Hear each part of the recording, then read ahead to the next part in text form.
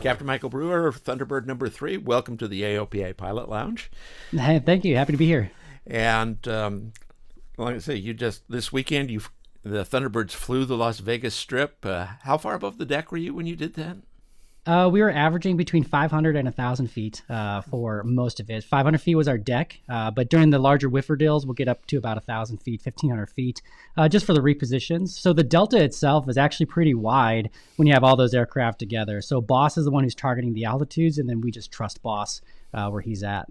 Yeah. So did you actually see any of the strip, or were you just laser focused on the Boss? So for the wingmen, during the actual flyover, we're just laser focused on the Boss, right? So our job is to trust Boss and not hit Boss, right? So our job is to be there and look good while doing it. And then we trust Boss to do all the navigation and all the altitude deconfliction. And unfortunately, we don't have the opportunity to look down. For other flyovers that we've done, such as the Super Bowl last year and other larger flyovers, you land and then you see the audience that you just flew over. So you have the immediate feedback of what you just did. Right.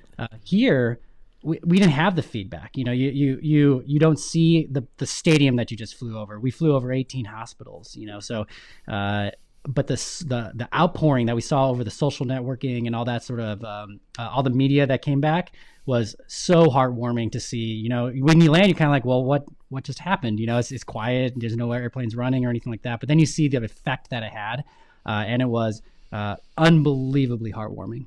Yeah. So to explain why the Thunderbirds did the flyover of the Strip. Yeah, so like everybody else, we're quarantined. We're doing the minimal amount of work required to stay proficient, to do the best that we can to not get sick, right, and do our part with the social distancing. So we're still practicing to stay proficient in demonstrations for when the demonstrations start happening again.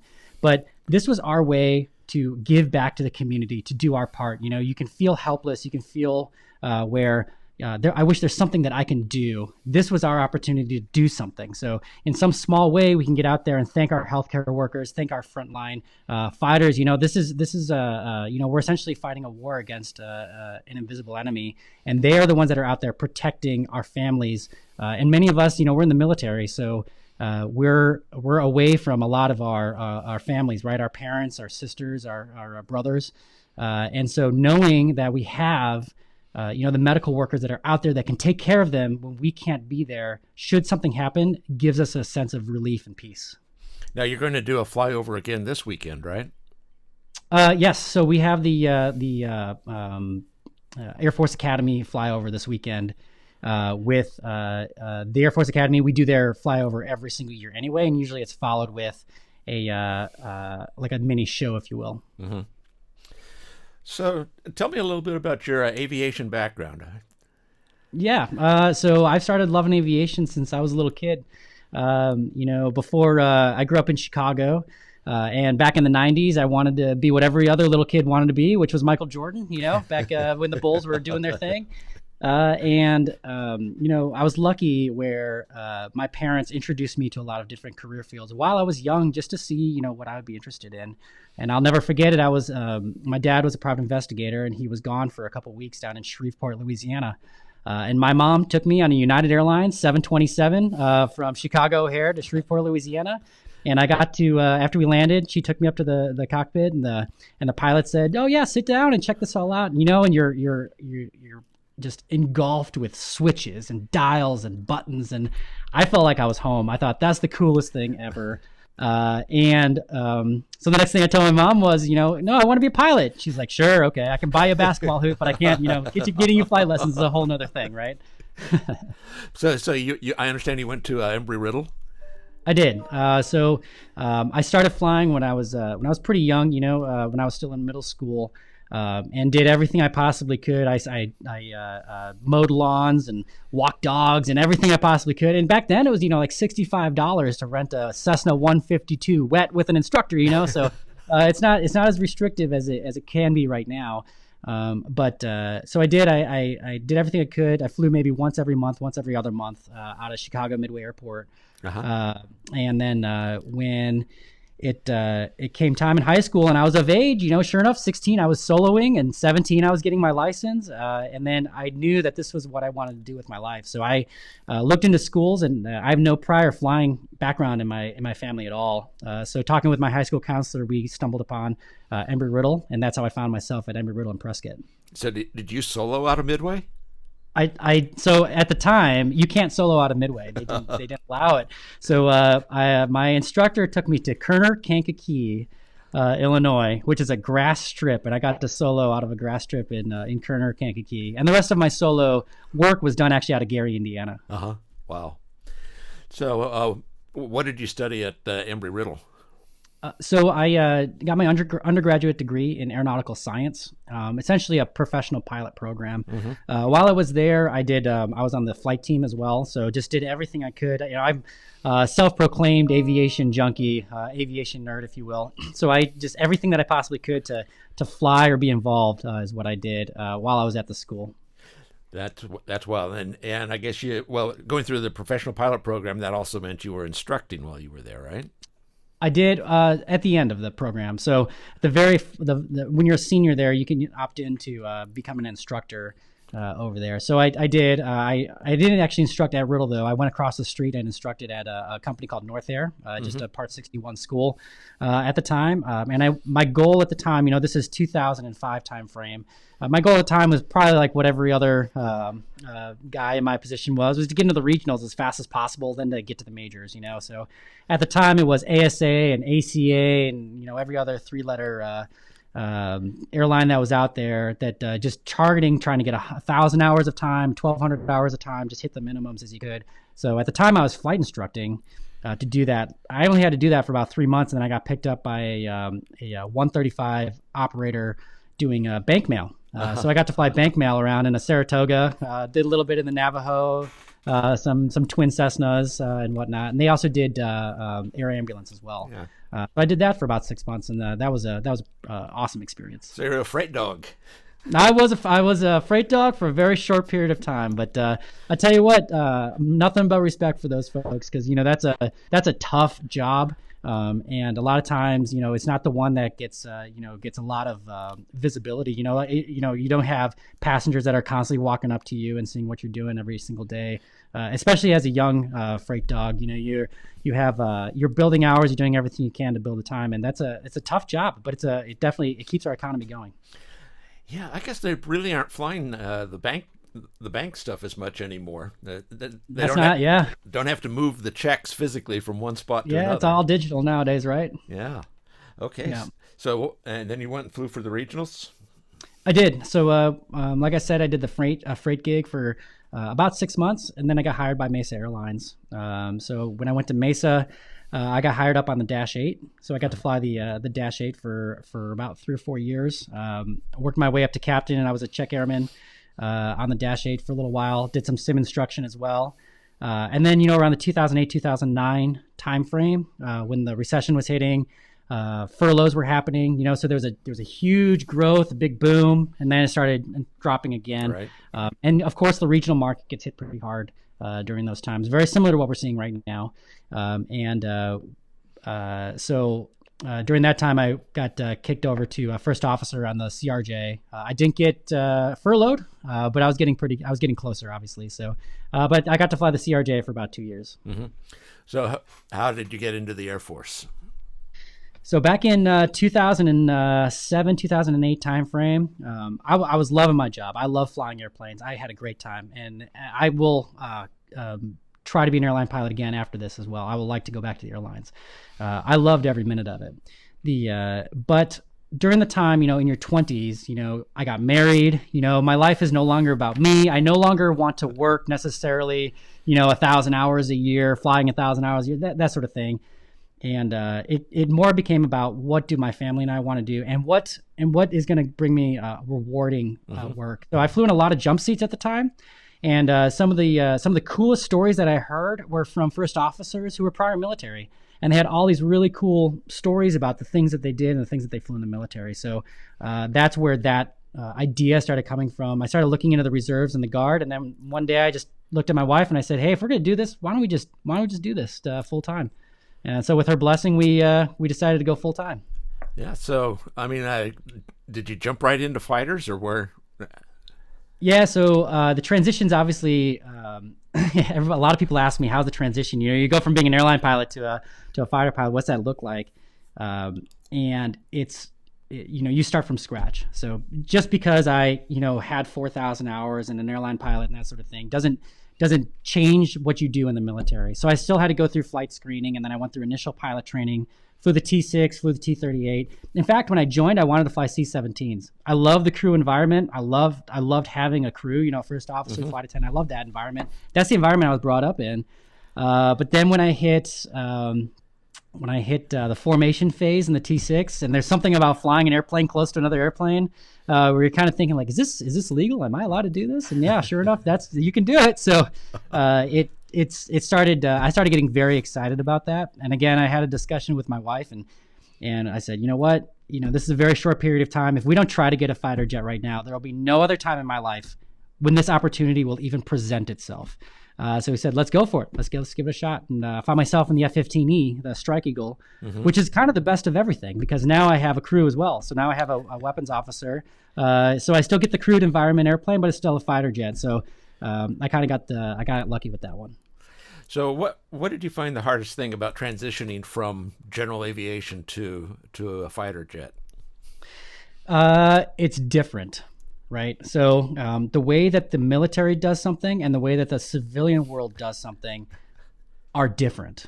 The result is still the same, but they're just different. And that doesn't mean one is right and one is wrong, or one should be done and one should be done. And that's not the case. The case is that they're just a different way of coming to the same solution.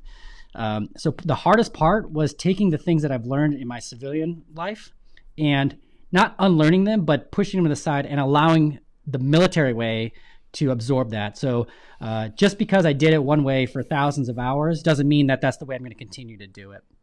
The good thing is it gave me some amazing insight to be able to look back at, well, this is how I did it when I was in the civilian world, and this is the way the military does it. Maybe there's a way we can mix the two, or maybe make it better. And, maybe one method is better than the other method. So I consider myself really lucky that I've been able to go from, 0 hours to airline captain in the civilian world, and then from 0 hour military pilot to instructor in the military world. So seeing both full spectrums of training.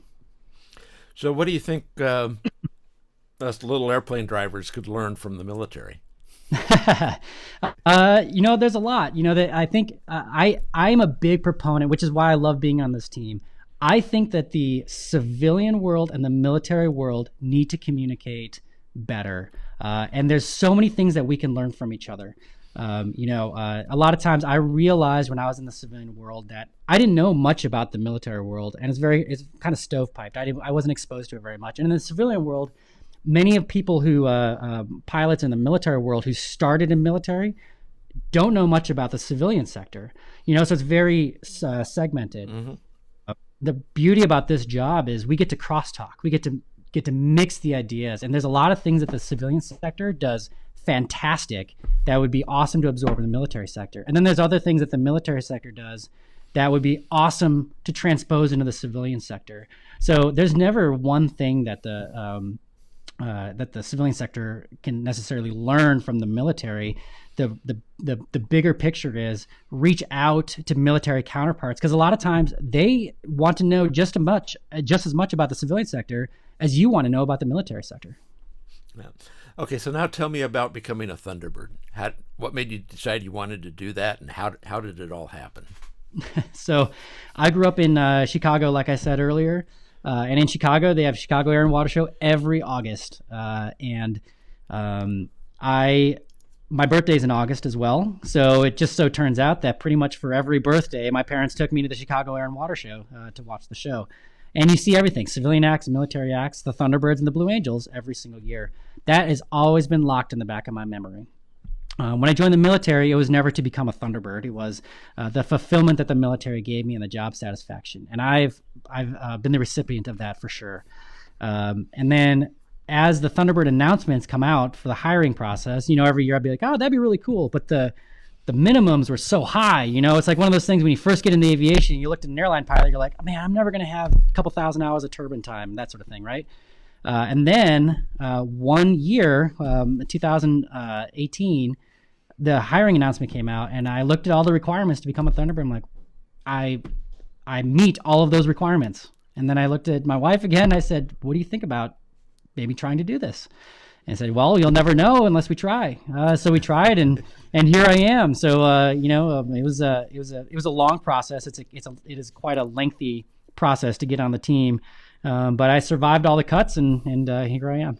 So how did they tell you that you'd been accepted to the team, and then what was your reaction? I was on leave at the time. I took a week of leave, and my wife and I, with my 3 boys, we were driving cross country to visit some family, and I get a phone call from a phone number that I don't recognize. That's that's from another city, and I knew this is about the time frame when they're going to start saying you made it or didn't make it. So we were at I think it was a Hampton Inn. Eating breakfast, and my heart's pounding out of my chest because I'm thinking, like, I don't know, but I think this might be the call. And I answer the phone, and as soon as I answer the phone, I'm on speakerphone, and I just hear congratulations from about 12 different people. And what it is, it's all the officers. They're on the other line, on the other side of the phone, and they're on speakerphone, and they all say congratulations as soon as you pick up the phone. And immediately I'm overwhelmed, thinking, for what? What did I do? What happened? I'm like, hello, what's going on? They said, congratulations, you're going to be Thunderbird 3. And I think I blacked out after that. So. Face plant into the waffle, huh? Yeah, my wife just looked at me, and she's like, what? And I said, I think I'm on the Thunderbirds. So tell us a little bit about the training. What do you go through as you come onto the team? So as you can imagine, it's pretty intense training, right? So all fighter pilots are trained to fly in close formation. So that's not the issue. Our formations are closer than what you were normally trained in, but the normal procedures of flying close formation is something that every fighter pilot learns. So that's the baseline that we walk in, and the baseline assumption. I came from the Strike Eagle initially, so I had to go through a quick upgrade course into the F-16 and transition into the F-16 and learn how it flies. Once that was done, I came out here to Nellis Air Force Base and right into training. So the first thing that we start learning is, how to actually tuck in and get into what our show formation would be. And there's 2 different stages of show formations. One is called spread formation, which is kind of what you fly in the first quarter of the season or so. It's when this team is still gaining momentum, you're still building the trust into each other. And then about a third of the way through the season, you move into diamond show formation, which is a closer and tighter formation. So all of our initial training is done with this spread formation. And then we start building blocks just like everything else. So we start with straight and level, we start with turns, whifferdills, so just giant turns up and down, and then we'll bring in a roll, and then we'll bring in a loop, and then we'll bring it all together with looping on takeoff, which is probably the craziest thing I've ever done in my life, is bringing the gear up and then staying in formation, immediately doing a loop on takeoff. And then we start getting into the advanced maneuvers, such as the trail type formations, and then the bomb burst maneuver, where we all cross in the middle. A lot of pilots wonder about the transition to the side stick and the fly-by-wire, where you don't have the kind of feedback that you have with the traditional control system. Was that any big deal for you? You always know you're doing an interview with pilots when they ask that question, because the answer is yes. It is a major difference. And it's not the side stick that makes the difference, because I've flown GA aircraft with a side stick, right? That the side stick moves. And versus a yoke, is it different? Yes. But I think it's something where you can transition a pilot from a yoke to a side stick fairly simply without too much negative training happening. For the F-16 specifically, the stick only moves about a quarter of an inch, an eighth of an inch or so. So there's no feedback. There's no direct feedback mechanism. It simply senses the force that you're putting on the stick. So for example, if I pull 25 pounds of force on the stick and I'm going 400 knots, the jet's going to say, you want 9 Gs. And that's what it's going to do. It's going to dial up 9 Gs. And it's going to hold 9 Gs until it can't do it anymore. And then it will just start tapering off, and then it'll hold an angle of attack specific to how much you're pulling. But all you're doing is saying, this is what I want from the jet.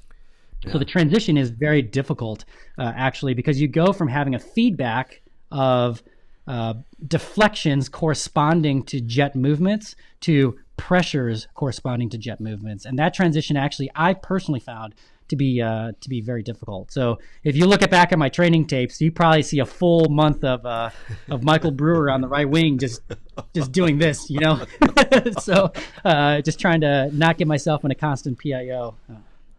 Yeah, I mean, I think the F-16 is an amazing airplane, and not to be insulting, but the airplane's older than you are.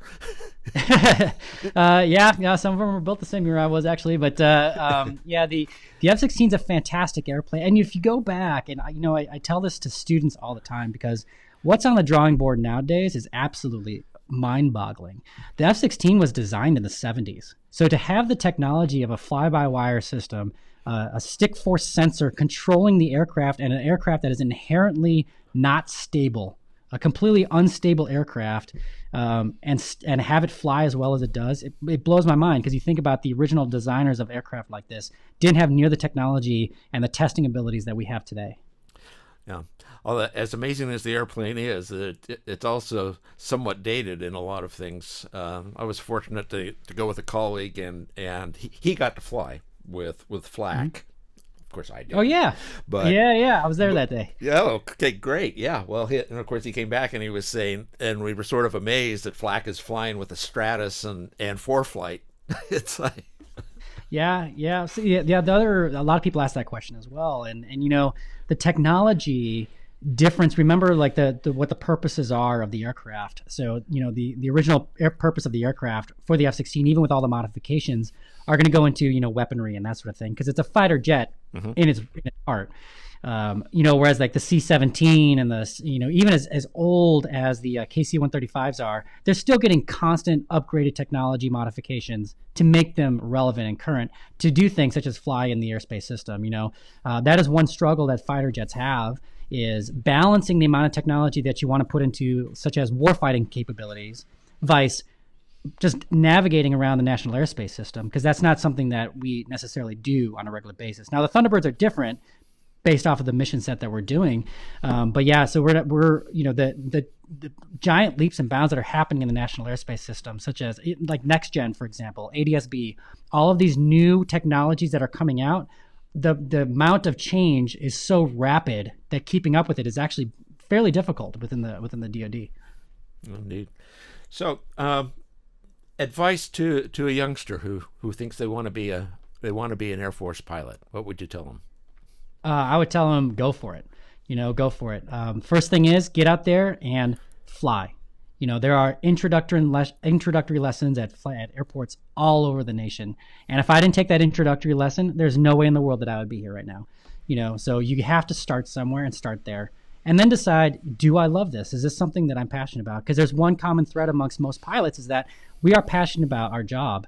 And the fact that I get paid to do what I get to do is simply the icing on the cake. Because being able to do this, not just being a Thunderbird, but being able to be a professional pilot, regardless of what it is. Flying the Dash 8, I used to always say, if you paid me enough money to support my family, I'd fly the Dash 8 forever, because I loved it. You'll always be in love with the airplane that you're flying, regardless of what it is. So I would always say, chase it, chase the dream, find a way. There's going to be barriers. Of course there's going to be barriers. Aviation's expensive, but you know what? There are people out there who want to reach out to you and help you. So find people who are out there to help you to exceed those barriers and chase that dream. Yeah, wonderful. Well, and one final question. Mm-hmm. I know your call is thorny. You want to tell me how you got it? Well, there's certain protocol we have to do to go through that, but let's just say it dates itself to a certain movie that came out that had a pretty cult following in the early 2000s. And we'll let people's imaginations go with that. Well, Abner Brewer, thank you so much for taking some time with us, and thank you for the service that you and all the other folks in the Air Force do, and looking forward to the time when we can see the Thunderbirds doing the full performance, including all the great stuff that your ground crews do too. Absolutely. Yeah, for sure. And thank you for having me on. Let me just say, I've been an AOPA member since 1998.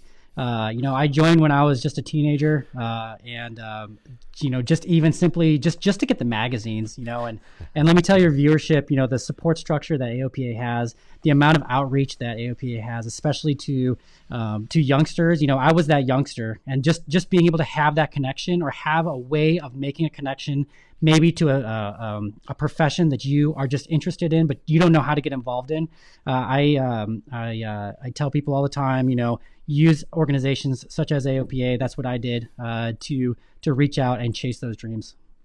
Well, thanks very much, and thanks for being on the Pilot Lounge today. Absolutely. Thank you, sir.